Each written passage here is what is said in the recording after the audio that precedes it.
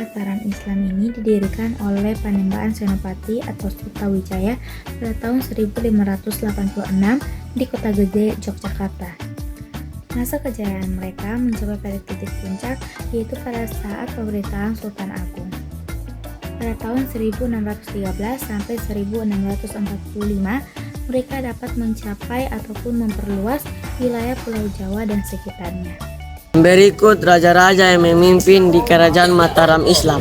Yang pertama Sutawijaya, Raden Mas Jolang, Raden Mas Rangsang. Terus ada 4 Raja Amangkurat yang memimpin dan juga 3 Raja Pakubuwono. Perpecahan Kerajaan Mataram Islam terjadi pada tahun 1755. Kerajaan Mataram Islam terpecah melalui perjanjian Giyanti menjadi 2 kekuasaan.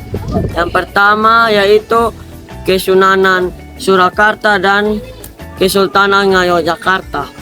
Perjanjian ini merupakan hasil dari konflik antara Sultan Susuhunan Pakubuwono II dan Pangeran Mangkabumi. Keruntuhan. Setelah perjanjian dengan Giyanti, Kerajaan Mataram tidak lagi menjadi entitas politik yang tunggal. Kesunanan Surakarta dan Kesultanan Yogyakarta kemudian berdiri sendiri tanpa Kerajaan Mataram Islam. Peninggalan Kesultanan Mataram. Yang pertama ada istana dan banteng sebagai tempat berdirinya Kesultanan Mataram. Yang kedua ada keraton yang merupakan contoh utama bangunan kerajaan yang masih berdiri hingga saat ini. Dan yang ketiga ada masjid sebagai tempat beribadahnya raja-raja Kerajaan Mataram. Yang keempat ada kompleks makam, tempat penguburan dari keluarga Kesultanan Mataram. Yang kelima ada karya sastra yang ditulis oleh Sultan Agung. Selanjutnya ada peninggalan lainnya yang ada di sekitaran Kesultanan Mataram. Kondisi ekonomi. Pada masa kejayaannya, terutama abad ke-17, Kesultanan Mataram Islam memiliki ekonomi yang berbasis agraria, yang sektor pertanian sebagai komponen utama. Wilayah pedalaman Jawa yang subur dimanfaatkan untuk budidaya padi, tanaman pangan lain, serta komoditas perdagangan seperti kapas dan tebu.